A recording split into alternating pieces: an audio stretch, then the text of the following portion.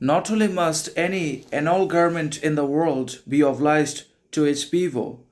and also in the service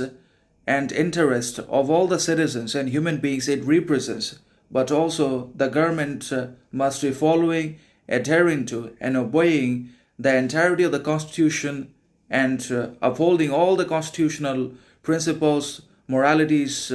and ideologies inside of the particular countries in one or another. Because when the government ceases to represent the people and when it also divorces and removes itself from constitutional obediency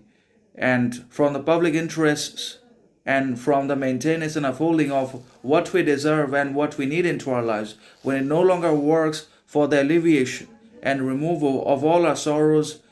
and basically interests, compulsions,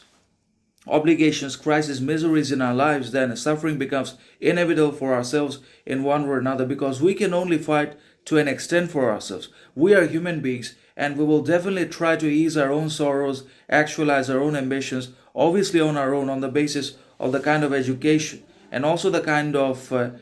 basically privileges, opportunities, or the means we have available to us. Obviously, certain people have got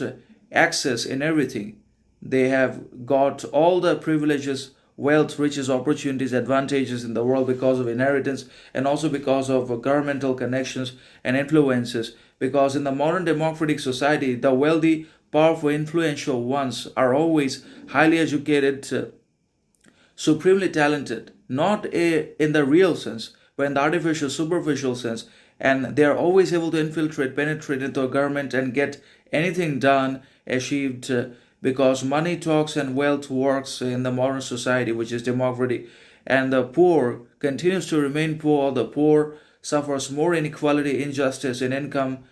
opportunity, profession. They get nothing, and they are not able to actualize their ambitions because the government is busy representing and fulfilling the interests, ambitions, aims of the upper classes, of the globalist billionaires and donors by whom the modern democracy is founded and also corrupted to a great extent in one or another. And that is what we have to understand, that the modern democracy does everything keeping in mind not really the interests, problems, crises, miseries of